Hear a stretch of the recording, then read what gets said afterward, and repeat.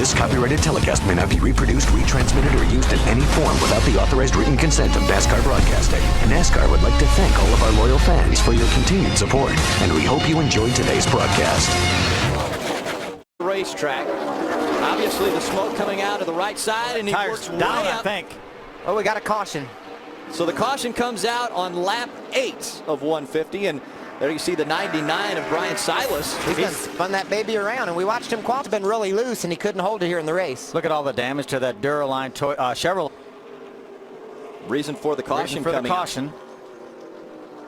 He had a truck behind him. Looked like maybe Chad McCumbee behind him. I don't think there was any contact. Jennifer Jo Cobb out of control.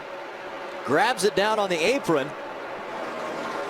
So a little bit wild there, and the caution will come out once again. So the third caution has come out as we've just completed the 82nd lap, but there is the 10 of Jennifer Jo Cobb.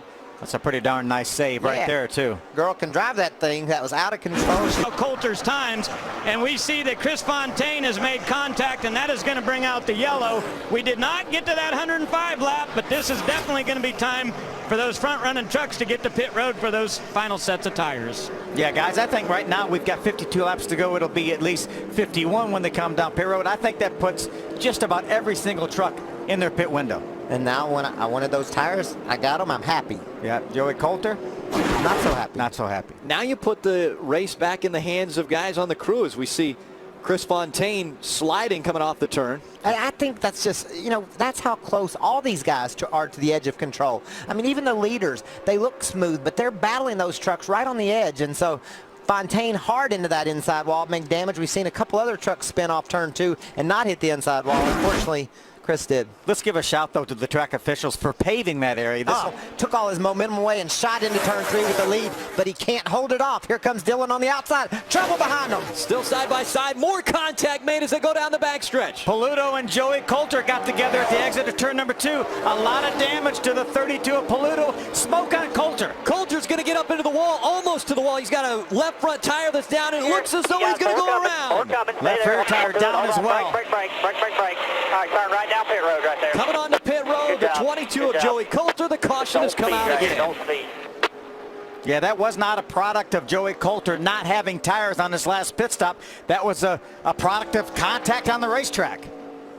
And you see the right front tire of that 22 down as well. Take a look. Watch the run Paluto gets. You see Joey loses. Ooh. Oh, Miguel just tried to cut inside of Joey. Joey lost the nose of his truck. Maybe it was a product of not having great tires. His truck slid up the hill. Pluto saw the opening on the inside and made a great move trying to get clear of Joey, but he just didn't quite have him cleared. Oh, something happens to Johnny Sauter. Sauter slow on the racetrack. And could the right front tire down, Michael? Looks like there's a right front suspension issue, whether it's tire or something's broke. The bad luck now continuing for Johnny Sauter, it looks as though that is happening now. Oh. Slow on the racetrack, down on the apron. Now you're seeing a little smoke out of the right front. See a little bit of debris chunking out. Hermie, what's happening? We see the right front tires down. Yeah, it's a flat right front. The 13 actually battled back up right outside the top 10, but obviously they'll come to pit road. 2 right side tires on the race truck, but this whole night and left foot, they were side by side. Ooh, Paluto tears up a right front tire. I saw some debris flying. See the debris flying off the side of that truck, and the caution will come out again. 15 laps to go. Woo-hoo.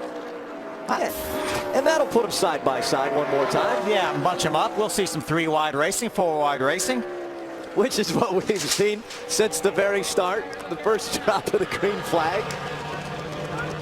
I'll tell you one guy you may have to contend with. Into this baby. See if we can see what happens to Miguel.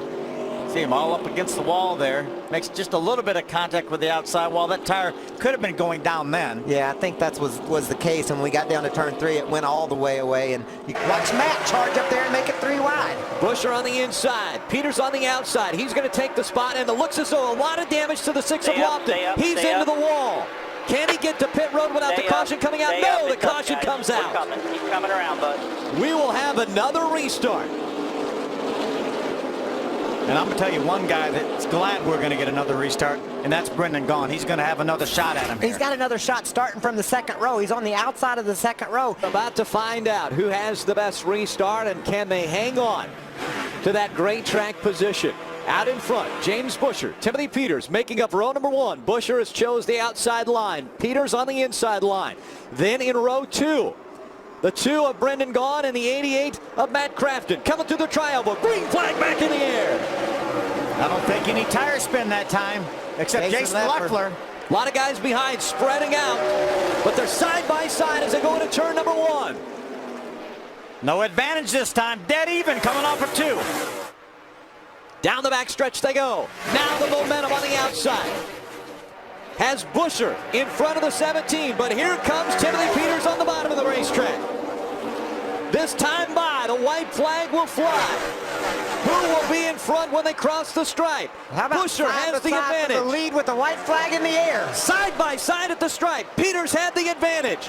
White flag in the air. This is it. Final lap. They're battling door to door as they go through 1 and 2. You think Timothy Peters is thinking about the big picture right now? He wants to win this race. He drives up in front of Brendan Gaughan. Brendan to the bottom trying to grab that spot. Now second, it's Brendan Gaughan taking it away from the 17 of Timothy Peters. Does he have any room to get up to the 31? James Busher, after changing a carburetor, coming through the tri-oval.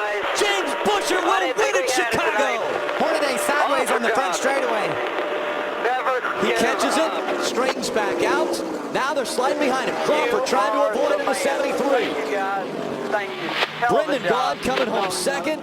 What a finish by James Busher. I'm telling you, you don't often change a carburetor during the race and get to victory lane.